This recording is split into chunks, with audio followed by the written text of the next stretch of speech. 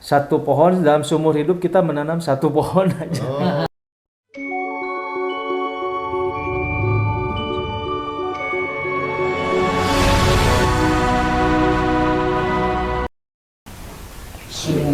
Masya Allah. Tat, Ya bah. antum teh jangan sibuk ngecek karena reels Instagram aja. Coba lah, itu ada aplikasi yang direkomendasikan oleh teman kita, namanya Inaris. Inaris ya. Ina Ris. Risnya resiko ya, Resiko. RIS sekarang. Bahasa Inggris ya, risnya ya. Coba di-download enggak. Konon itu merupakan aplikasi buat kita itu Waspada. semakin waspada terhadap bencana. Ancaman bencana tuh Ancaman. memang ini ya Pak ya. Emang nggak bisa keprediksi sebetulnya ya. Dan datangnya tiba-tiba. Datangnya tiba-tiba. Tapi kalau pakai Inaris nih bisa terminimalisir mungkin ya. Ini yang perlu kita simak informasi lebih lanjut. Oke. Saya sudah ngundang teman saya nih, Oke. sahabat kita, untuk ngasih sedikit penjelasan terkait dengan Inaris dan bagaimana. Nah, Inaris. Ayah ya. Oh iya, Inaris udah kebuka ya? Ada. Inaris ada di Android ya, Play Store ya. Boleh di-download ayah-ayah Penjaga keluarganya. penjaga keluarga ya. Ayah-ayah di lautan YouTube. Jumpa kembali dalam channel kita Dapur Dapur Ayah. Dapur Ayah. Tempat ayah bisikin Rahasia dapurnya. Oke, nggak usah berlama-lama, kita panggil aja sahabat kita bersama, Pak Gunawan, silakan. Oke, Pak Gunawan. Pak Gun. Nah, waalaikumsalam. Masya Allah. Ayo. Ya, Pak Gun. Alhamdulillah. Pak Gunawan. Silakan duduk Pak Gun. Ya. Ini kebetulan kopinya juga sudah kita Masya Allah. siapin karena memang kita udah janjian kan Pak Gun tadi datang sini. Spesial kopi tubruk ya. Spesial kopi tubruk. Masih kopi yang Masih jujur. kopi yang jujur, yang brought to you by apa ini? Genteng Estate dari Kopi Bapak. Kopi Bapak. Oke. Terus kita juga punya ini Imoh Kopi Pak Gun. Oke. Ini tapi belum kita cobain nih. Oke. Nanti Sesi kedua nanti kita cobain bareng Pak Gun nih. Tapi saya percaya kalau buatan Babah ini mantap lah. Masya Allah. Allah. Kopi tubruknya. Hanya karena Allah memberikan kemudahan dan membukakan rahasia-rahasia kelezatan kopinya. iya. Tapi nanti kalau udah ngopinya buatan Bapak nanti lapar, Pak. Lapar. Ya. Jangan lupa nih. Kalau lapar tinggal kita Makan ini. Makan. Tapi jangan berasnya. bikin nasi pulen. Nasi Nasi pulen. pulen apa nih? Beras walsan asli Cianjur nih. Nah. Masya Allah. Saya udah coba beberapa kali recommended. Recommended. Masya Allah. Dibikin Yang- nasi bakar lebih cakep, Lebih cakep. lebih mantep, Ini yang punya ngeklaim ini kelas hotel tuh bener nggak sih? lebih dari kelas hotel. Masya Allah. Ya. Catering lumayan, Bah. Nah, Untuk catering bagus ya. iya. Nah, Pak Gun ini juga pengusaha catering. Iya. Salah satunya juga beliau punya Edelweiss Wedding Organizer, Wedding Organizer. wedding services. Oh, wedding services. Wedding service. Iya. Itu termasuk untuk menyediakan calon pengantin nggak Pak kira-kira? Ya, ini Kalau serius. bisa, kalau ada requestnya, insya Allah kita taruh ya. Oh, taruh Taruh, ya, taruh. Jadi sistemnya. diperkenalkan ya. Siapa Ya, ayah yang lagi single, ayah tapi single, duda berarti ya. Tuh, sahabat-sahabat ayah yang di sana yang, nah ini apa namanya mungkin membutuhkan konsultasi Iya. calon beserta bagaimana nanti kemasan party wedding ya. Iya. Apa sih Mau istilahnya? dikemas seperti apa? Nanti bisa ke Pak Gun ya. Nah, Pak Agus. Insya Allah. Oke. Edelweiss Wedding Wedding Services. Termasuk konsultasi calon. Insya Allah. Mungkin itu bonus ya Pak Gun ya. Itu bonus.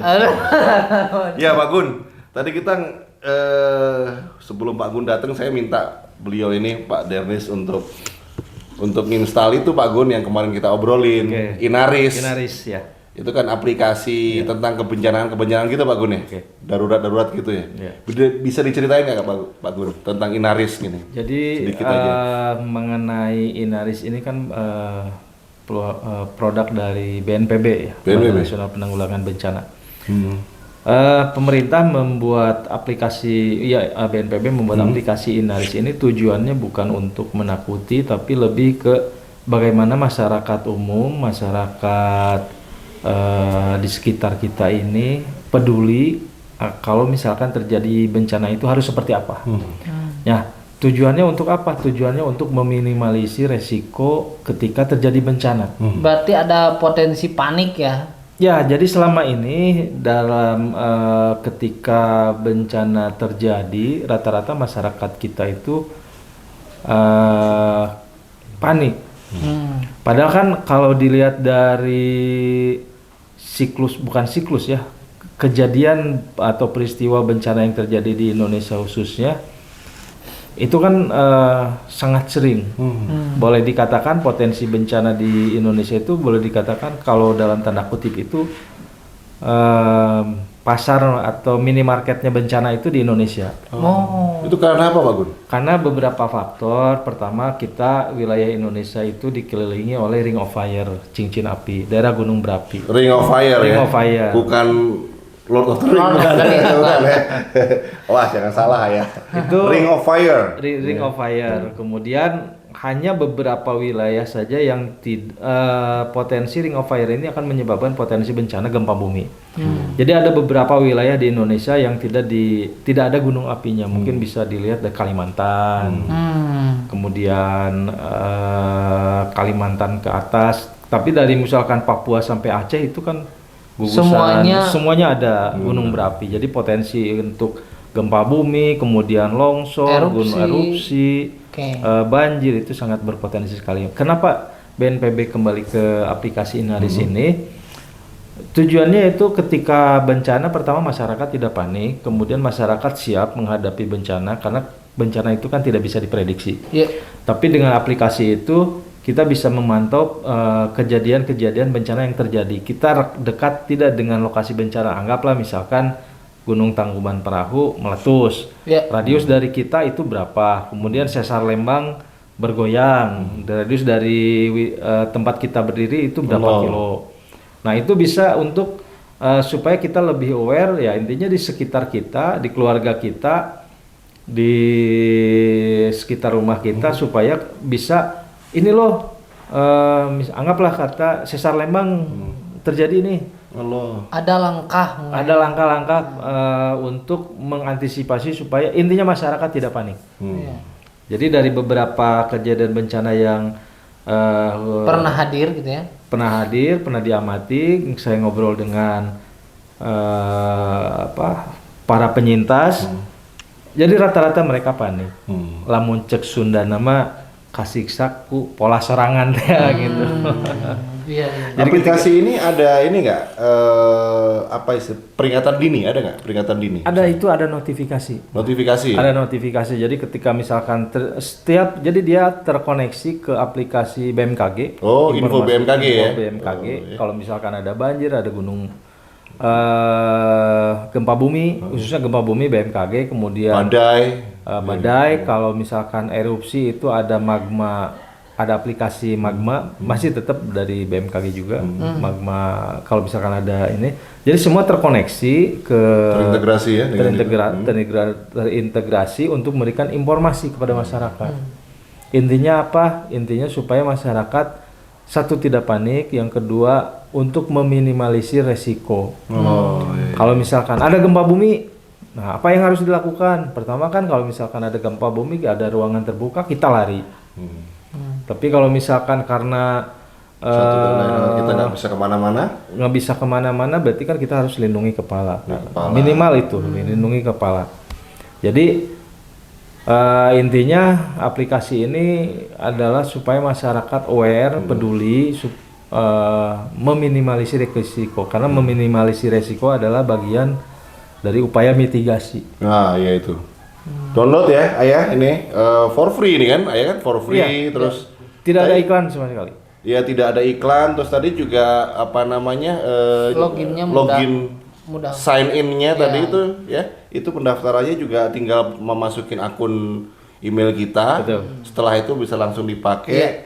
Terus ini juga ada GPS-nya. Ya, ini di mana nih? Oh, di Cibiru bener nih. Posisi studio kita di Cibiru. Langsung update. Langsung lokasi. update. Iya. Pak Gun. Siap. Terima kasih tadi informasinya terkait dengan aplikasi ini. Ini sangat bermanfaat. Ayah-ayah harus download ya. dan punya, karena ini adalah bagian untuk peringatan dini, Ikhtiar lah. ikhtiar ya, Iya. ikhtiar memproteksi dan segala macam.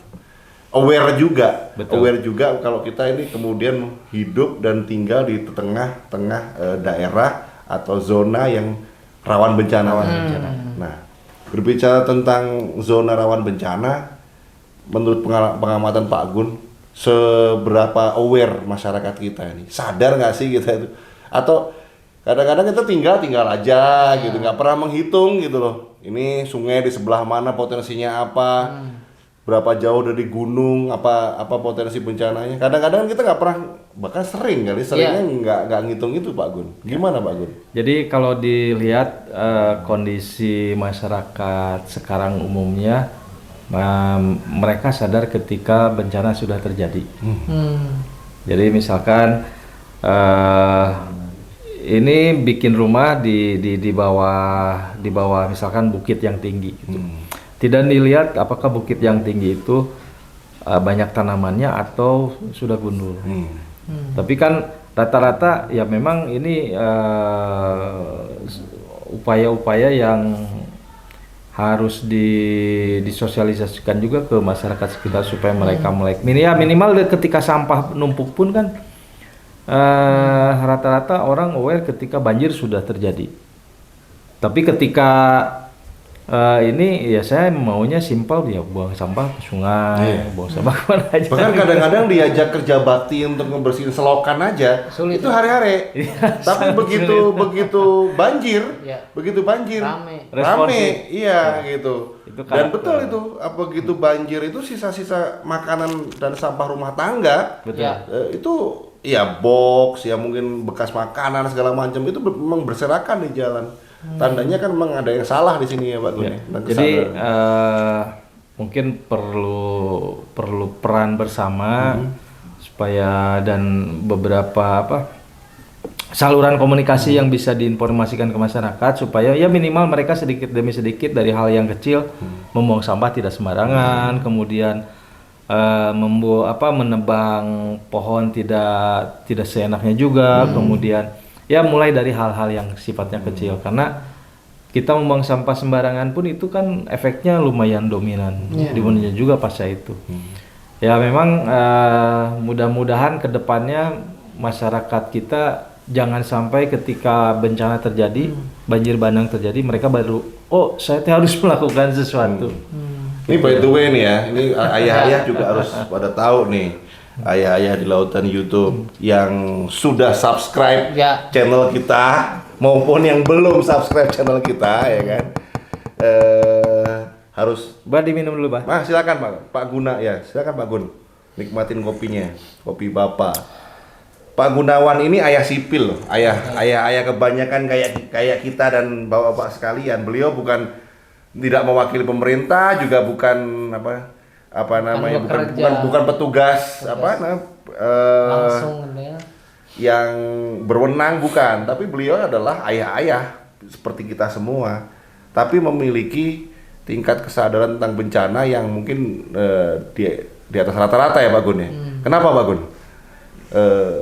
Pak Gun begitu concern Dan sempurna di sana. Ya. dan nyemplung di situ. Nyemplung. Ya. Nah, itu. Rompinya juga siaga Bencana Persatuan Islam atau Sigap Masya Persis. Allah. Iya. Gimana Pak Gun? Jadi alhamdulillah ya qadarullah gitu ya. Kenapa mungkin awal mulanya itu pas saya terjun di kebencanaan itu di tsunami Aceh. Itu kan 2004. 2004. 2005 ya, Desember 2005. kejadian 24 Desember 2004. Itu sampai Januari. Waktu itu saya masih masih berkutat di seputaran Jatinangor. Dan ketika tsunami terjadi, ingin saya ke sana. Sehingga saya cari informasi beberapa yang bisa memberangkatkan relawan ke sana. Karena pada waktu itu relawan kita belum terkoordinir dengan baik. Kemudian tiap lembaga pun lembaga kebencanaan itu belum begitu banyak. Atau misalkan yang baru ada itu baru NGO asing. Dan motivasi saya saat itu sebenarnya mungkin jangan diikuti sama yang lain gitu. Saya ingin hunting. Motivasi awal saya karena saya ingin hunting, Hunting apa, Po? Ingin Moto? motret, ya. Oh ya Allah, iya. Saya pengen motret. Pada waktu itu masih belum yang sudah ramai itu EOS digital ya. Canon EOS ya. Tapi pada waktu itu masih pakai film. Iya. Akhirnya saya menemukan lembaga yang bisa memberangkatkan saya ke sana. Ya. Kejadian tanggal 24 Desember saya ke sana itu akhir Januari. Akhir Januari. 1 bulan lebih ya? 1 bulan lebih. Tapi masya Allah akhirnya diberangkatkan pakai Hercules. Landing itu di transit di Polonia, kemudian naik lagi turun lagi di Sultan Iskandar Muda. Kita naik kayak angkot ya, kalau Hercules itu kan kayak angkot, duduknya di samping. Nah, ketika saya turun ke bawah itu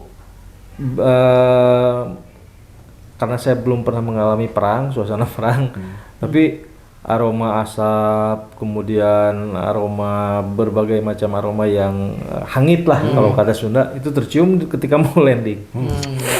Dan memang kelihatan dari atas itu di Sultan Iskandar Muda itu kelihatan suasananya sangat, kalau boleh dikatakan itu rata. Jadi sejauh dari atas itu semua rata gitu. Dan itulah yang mengubah ketika saya lihat ke bawah, kemudian saya bersyukur sama Allah, ya Allah alhamdulillah saya bisa nyampe juga ke sini. Dari mana sebenarnya? Dari Jakarta kita diterbangkan dari Halim, kemudian transit di Polonia sampai dengan pesawat Hercules. Alhamdulillah saya bisa sampai di sini. Ketika saya melihat ke bawah, itulah yang mengubah yang mengubah niat saya. Yang awalnya saya ingin hunting, ternyata pas melihat ke bawah, ya Allah jadikan saya bisa membantu saudara-saudara saya yang terkena musibah di bawah ini. Yang itulah yang ketika saya di atas. Jadi kalau lihat kondisi pesawat pada saat itu, pertama penuh dengan penumpang ya, logistik. Di tengah itu logistik. Kemudian kita relawan ditempatkannya duduk di ekor. Akhirnya di ekor. Iya.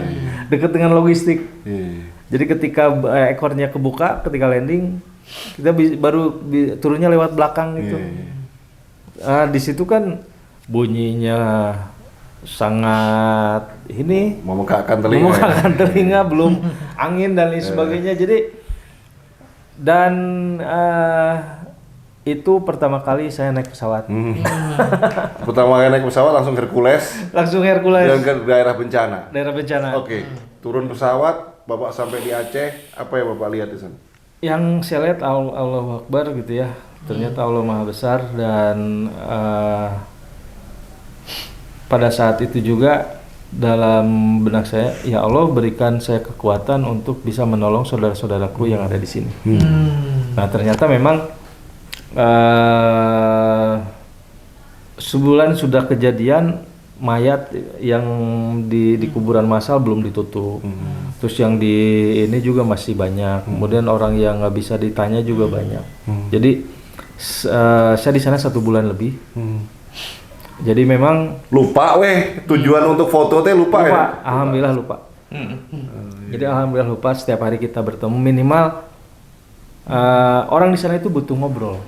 para penyintas di sana itu butuh ngobrol, butuh teman untuk ngobrol. Karena kalau Psikologis jadinya ya. diajak untuk yuk kita cari saudara kamu yang hilang atau yuk kita cari rumah kamu yang sebelah mana sih, mereka bilang aku udah nggak ada power bang. Jadi salah satu untuk menghibur mereka adalah kita ajak ngobrol, ngopi. Baru dia cerita. Kopinya kopi gayo berarti. Kopi gayo. Tapi apalah arti gayo ya kalau dalam kondisi kayak begitu ya? Iya. Pahang tetep nggak enak gitu rasanya ya. Jadi mereka alhamdulillah dengan diajak ngobrol itu keluar apa yang kejadian itu memang sangat dahsyat sekali dari obrolan-obrolan mereka gitu ya. Kalau mereka beranggapan bahwa ini adalah kiamat kecil ataupun kiamat besar, itulah yang keluar dari mereka. Dan inilah yang merubah niatan awal saya semakin mantap bahwa ya Allah berikan saya kekuatan untuk bisa bermanfaat bagi orang banyak. Minimal ketika saya mengajak ngobrol mereka, saya sudah bisa menghibur mereka gitu. Dan ini bukan menjadi kecanduan ya, mungkin dari situ pulang ke Jawa lagi, kemudian aktivitas bekerja, kemudian beberapa kali turun, sempat loss dan mulai aktif lagi itu 2017. 2017 alhamdulillah ada waktu gempa Jogja Pak Gun? Waktu gempa Jogja ikut turun tapi tidak terlalu intens karena aktivitas pekerjaan dan beberapa kejadian bencana yang lain. Ya Allah, saya ingin seperti waktu niat awal itu dulu. Teringat waktu tsunami Aceh. Alhamdulillah ada guru saya yang mengajak, yuk kita gabung di Siaga Bencana Persatuan Islam. Iya. Alhamdulillah. Nanti jangan lupa ya, ini produser Siaga Bencana di sini logonya dinaikin ya. Tuh, Insya Allah. Ada kan di folder antum ada kan? Nah, yeah. Ya alhamdulillah saya bergabung dengan Siaga Bencana Persatuan Islam. Kemudian alhamdulillah ada beberapa, ternyata pas saya gabung ada beberapa bencana yang saya bisa kontribusi di situ. Jadi dan peran Pak Gun lebih kemana? Lebih memainkan peran tadi itu pendekatan psikologis, apa sih trauma healing atau apa ya? Lebih jadi berbeda ke lokasi, berbeda karakter apa yang harus kita lakukan. Oke. Gitu. Contoh misalkan ketika pada waktu di gempa Lombok, karena kan kalau di lembaga kebencanaan orang yang terjunkan pertama itu bagaimana supaya bisa melakukan asesmen. Asesmen adalah bagaimana mengamati ada berapa korban, kemudian lokasi penyintasnya di mana, kebutuhan mereka apa. Nah itu yang dikirim ke pusat, biar informasi ini biar di pusat itu menyiapkan bantuan untuk backup selanjutnya gitu. Jadi asesmen terlebih dahulu. Ya mungkin saya lebih ke waktu di Lombok asesmen lah untuk bantuan selanjutnya. Nah kemudian di sana kan kita juga ketemu dengan relawan yang lainnya juga. Jadi semenjak adanya bencana Aceh itu sangat merupakan hikmah yang luar biasa untuk kepengurusan kebencanaan di Indonesia. Sistemnya juga boleh tata rapi. Jadi 2004, 2005 kejadian tsunami Aceh, 2007 baru DPR kita membuat suatu undang-undang. 2007 terbentuklah BNPB. Karena pada waktu itu kan kebencanaan masih ditangani oleh Dinas Sosial. Kemensos. Nah sekarang 2007 ada undang-undang kebencanaan, baru dibentuklah BNPB hingga sekarang gitu. Nah kemudian balik lagi ke kiprah saya di Siaga Bencana ini, alhamdulillah meskipun kelembaga ini boleh dikatakan awal ya, baru gitu ya, tapi alhamdulillah sudah berkiprah di berbagai lokasi bencana dengan beberapa program.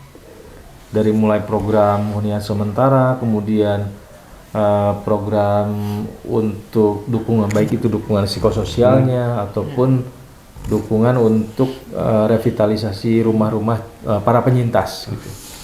Dan memang passion saya di lembaga ini hampir sejalur, karena moto di Sigap sendiri Hoirunas Anfa'ahum Linnas. Jadi orang-orang yang sebaik-baiknya orang adalah bermanfaat bagi orang lain. Dan semangat inilah yang ingin saya tularkan ke ayah-ayah di sini semua gitu. Jadi tidak menutup kemungkinan ayah-ayah di sini ya mungkin lebih manfaatnya dibanding saya, lebih bermanfaat ayah-ayah yang di sini ya mungkin. Karena kalau awareness ini bersama-sama tumbuh, itu makin baik gitu loh. Ya, makanya tadi antum saya minta untuk pertama download dulu lah. Paling tidak sadar ya kan bahwasanya ya minimal potensi bencana di sekitar kita tuh apa sih gitu kan. Ke anak-anaknya itu ditularkan lah. Dan saya yakin di anak-anak ini akan semakin tertular juga gitu. Dengan sebelum masuk ke ini Pak Gun, sebelum masuk menularkan ke generasi penerus kita. Ya. Pak Gun sendiri dengan pengalaman melihat bencana, datang ke tempat-tempat yang terkena bencana, bergabung dengan relawan di sana. Apa yang Pak Gun dapatkan? Nuansa batin seperti apa yang Pak Gun tangkap, Pak Gun terima? Ya. Bencana ini Allah desain untuk apa sih Pak Gun sebenarnya? Seperti apa Pak Gun melihatnya? Ya, saya melihatnya bahwa kita harus, karena ini bukti dari kebesaran Allah. Dengan adanya bencana ini berarti mengetuk hati kita untuk ya bahwa Allah itu Maha Esa, Maha Besar dengan segala macam kekuasaannya, dan kita tidak ada apa-apanya lah dengan kekuatan Allah ini. Itu yang selalu mengingatkan saya ke lokasi bencana, dan semakin menggugah kita untuk semakin semakin semangat beribadah kepada Allah. Dan satu hal lagi ya dari obrolan beberapa pun ya lamun cek Sunda nama ayat itu kila-kila dan sebagainya itu hampir rata-rata tidak ada. Kila-kila itu ini ya. Pertanda ya, kila-kila ya. Nah, ini menegaskan bahwa Allah itu membuat kun fayakun ya. Kalau misalkan kata Allah jadi ya jadi gitu. Dan ini kalau misalkan mentadaburi kebencanaan ini ya bahwa kita harus semakin yakin dengan kebesaran Allah. Itu yang saya alami, yang saya amati di setiap lokasi bencana. Dan dari obrolan beberapa pun ya sama juga. Dan beberapa obrolan penyintas, bukan berarti mereka menyesali atau apa. Ya intinya ke arah situ. Bahwa kita harus yakin bahwa Allah Maha Besar, kekuasaan Allah itu sangat luas. Dan intinya ya untuk meminimalisir resiko terjadinya bencana ya berarti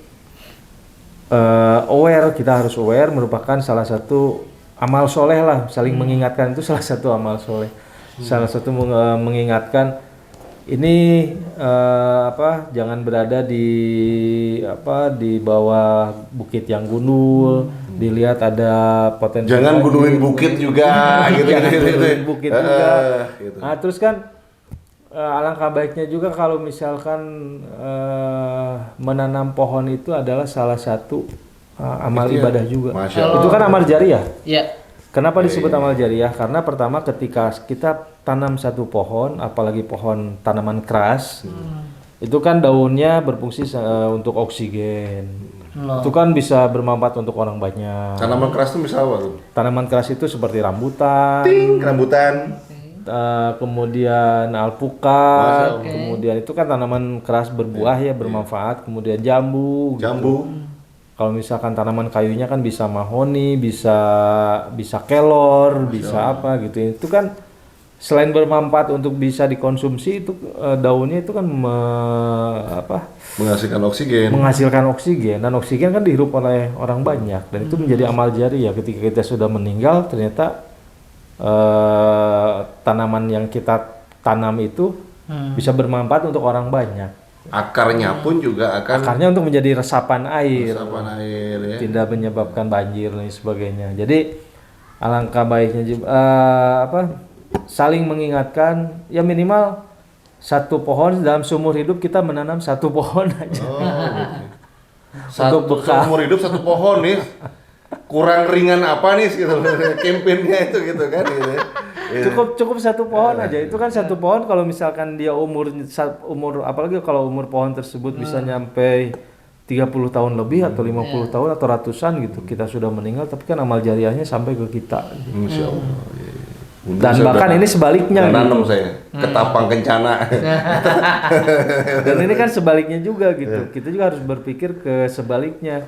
Ketika ada pohon besar kita tebang, kemudian berapa resapannya berapa yang hilang, oksigennya berapa yang hilang, bukannya kita mendapat amal jariah kan, malah kita mendapat. Termasuk juga habit-habit sadar lingkungan yang lain bukan apa sih kan kayak misalnya tidak buang sampah sembarangan, terus meminimalisir plastik begitu kan? Memilah sampah juga itu kan bagian dari amal jariah juga. Jadi memilah sampah kita pisahkan sampah organik dan anorganik. Sampah organik kita kumpulkan, kemudian kita tanam jadi kompos. Ternyata bermanfaat untuk tanaman, untuk pohon, membantu resapan air juga kalau untuk kompos ada cacing dan lain sebagainya. Kemudian sampah organiknya kita kumpulkan, itu bisa jadi donasi itu. Bahkan catat itu adalah amal jariah ya. Amal jariah dan kita mulai digerakkan khususnya di lembaga kami Siaga Bencana Persatuan Islam itu ada donasi sampah untuk kebencanaan. Jadi seperti sampah pun juga bisa didonasikan. Jadi kita ringan apa syaratnya itu? Misalnya gimana tuh? Menarik nih. Jadi karena potensi sampah di rumah kita itu kan luar biasa. Kadang-kadang kita juga nggak sadar. Betul. Main buang aja pokoknya gitu. Mang sampah tiap minggu jalan gitu. Mindset kita kayak gitu tuh kan gitu. Kita nggak sadar bahwasanya itu potensi. Jadi kan selama ini ketika bencana terjadi itu kan yang paling umum sering kita lakukan adalah menginformasikan kemudian menyuruh orang untuk silahkan donasi untuk anggaplah misalkan kemarin kejadian Cianjur, gempa Cianjur. Ayo silakan donasi, kita rekeningnya seperti ini gitu. Nah, kita mencoba untuk bikin gerakan donasi sampah untuk kebencanaan. Jadi sampah kita kumpulkan, sampah yang botol plastik yang tidak bermanfaat di rumah, itu kita kita kumpulkan. Bahkan kita lakukan penjemputan. Jadi kita di beberapa titik itu kita sudah rutin melakukan 1 minggu itu kurang lebih 2 kali penjemputan. Jadi sampah plastik kita kumpulkan, kemudian kita pilah mana yang botol plastik, tutup botol, kemudian sampah plastik yang lainnya kita pilah-pilah, kemudian kita mesin pencacah, dicacah, biar harganya kan biar lebih tinggi. Dari situlah ketika nilai ekonomi itu yang kemudian didonasikan. Yang didonasikan. Jadi dengan seperti itu kita punya kekuatan dalam hal finansial. Jadi ketika bencana terjadi itu kita datang ke lokasi bencana itu tidak harus nunggu, ayo collecting dulu. Tapi kita sudah bawa nih, bawa beras, bawa logistik, bawa sembako, bawa kebutuhan pokok mereka, sandang mereka, minum mereka. Ada linknya itu ya, nanti apa? Insya Allah ada donasi sampah nanti ya. Kita minta kita share di bawah nih. Menarik sekali ini. Amal jariah itu salah satunya adalah menjaga lingkungan kita, Pak Devis. Yes. Pesannya di situ ya gitu. Menjaga bumi tetap hijau, bersih gitu. Nah, Pak Gun Pak Gun sebagai ayah sama seperti kita semua nih. Tolong nasihati kami Pak Gun misalnya untuk misalnya ke anak-anak kita nih, mengajarkan mereka untuk care sama persoalan lingkungan, persoalan bencana ini gimana Pak Gun? Gitu. Kadang-kadang kita tuh keluh juga berbicara dengan anak itu kan tema-tema lingkungan ini seringkali nggak dibahas gitu ya. Yang ada kita kemana? Naon belanja di mana? Sepedahan iraha gitu kan. Rata-rata gitu ya. Gitu. Tapi tentang topik-topik bencana ini, perlukah kita mengkomunikasikan topik-topik bencana kepada anak-anak kita? Perlu, sangat perlu, karena itu bermanfaat buat diri mereka sendiri dan mereka sama di lingkungan keluarganya, lingkungan terkecil.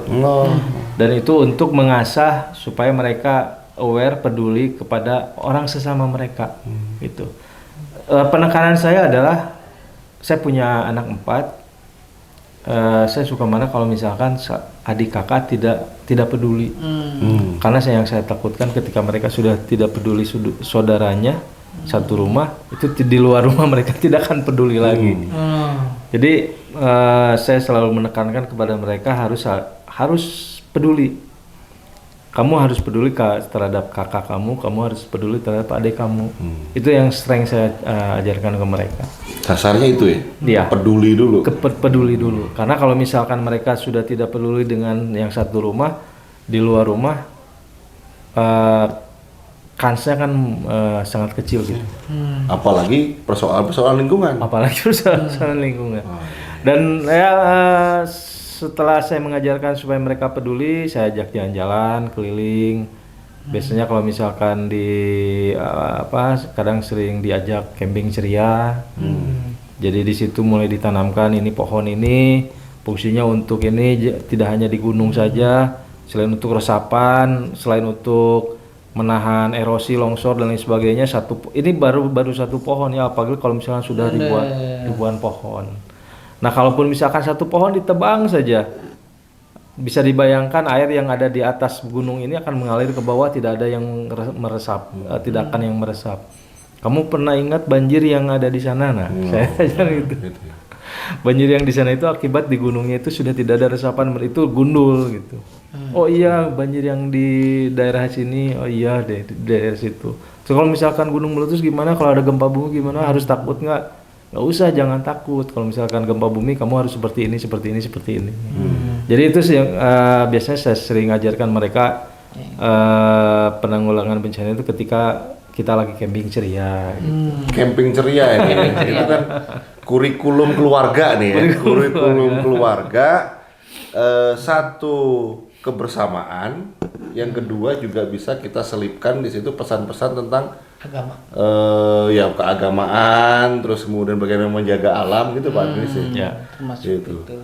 Mengenali potensi-potensi bencana, terus juga bagaimana tadi itu tumbuh-tumbuhan, pohon-pohon, karakternya apa untuk menyelamatkan alam gitu ya. Dan yang paling utama adalah ketika saya berdoa dalam sholat saya adalah ya Allah, jadikan anak-anak saya lebih bermanfaat daripada saya untuk orang lain. Halo. Itu yang sering saya lantunkan.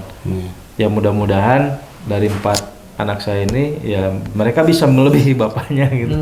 Kepedulian mereka terhadap sesama, kepedulian mereka terhadap lingkungan, kepedulian terhadap warga di sekitarnya gitu. Saya lebih ya intinya itu. Jadi kalau kita mengajarkan tapi tanpa diakhiri oleh lantunan doa ke kita setiap sholat, mungkin hanya berapa persen gitu. Mereka bisa apa yang ekspektasi kita terhadap mereka. Jadi intinya sih di doa kita, khususnya orang tua, ibu dan ayah. Itu sih. Pak Gun, kalau berangkat ke tempat bencana gitu, istri nggak khawatir? Alhamdulillah. Khawatir. Alhamdulillah. Semenjak saya bergabung di lembaga kebencanaan ini sudah mengerti gitu ya. Sudah mengerti. Kemudian misalkan biasanya berangkat berapa lama? Kayak biasanya yang paling lama itu 2 minggu lah ya. Kalau misalkan waktu masih bujangan itu bisa bulan-bulan gitu. Tapi kalau untuk yang sekarang dibatasi lah. Dibatasi tapi Palas dong ayah ya. Palas gitu. Jadi 1 minggu atau paling lama juga 2 minggu lah. Kenapa? Karena memang SOP di kebencanaan itu paling lama itu 2 minggu. di lokasi bencana itu 2 minggu. Terus Kenapa? Karena supaya kita ada penyegaran. oke. Terus bagaimana nih pada saat ada waktu yang sama, waktunya membersamai anak sama harus di tempat bencana itu, Pak Gun gimana tuh? Memutuskan berangkat atau tidak gitu Iya. ya. Alhamdulillah karena istri sudah mengerti Iya. dengan pekerjaan ini, karena pekerjaan ini adalah sebagai relawan kebencanaan ya. Alhamdulillah mengerti gitu. Jadi bisa menjelaskan juga ke anak-anak gitu. Saya bilang ke anak-anak, Amam pergi dulu ya ke ini kemana, ke waktu kemarin kayak gempa Cianjur gitu ya. Iya. Ya, emang di sana bikin apa? Ya Amam bikin huntara, bikin ini. Terus apa yang dikerjain apa aja? Ya, diceritain gitu. Ya udah hati-hati alhamdulillah gitu. Dan ya intinya gini, sebagai relawan itu kita harus yakin bahwa Allah Maha Kuasa, Allah Maha Kaya. Apa yang kita tinggalkan misalkan, kita harus yakin bahwa Allah akan mudahkan di rumah, urusan di rumah itu Allah akan mudahkan. Berarti tawakal ya, berarti ya. Alhamdulillah beberapa ketika saya terjun ke lokasi bencana khususnya yang jauh-jauh, Ya. beberapa urusan yang ini Allah mudahkan. Dan apakah mereka bisa makan? Pertanyaan. Alhamdulillah. Alhamdulillah. Tidak kurang. Iya, iya. Dan ya itu jalannya dari Allah. Iya. Toh yang dilakukan di luar dalam berangkat itu yang dilakukan juga bagian dari amal soleh juga ya Pak Gone. Insya Allah. Terkait dengan Insya Allah. bagaimana kita Dan membersamai. ternyata memang ketika saya pertolongan kepada teman-teman saudara-saudara kita. mentadaburi apa yang saya lakukan bukan berarti saya mengesampingkan gitu ya.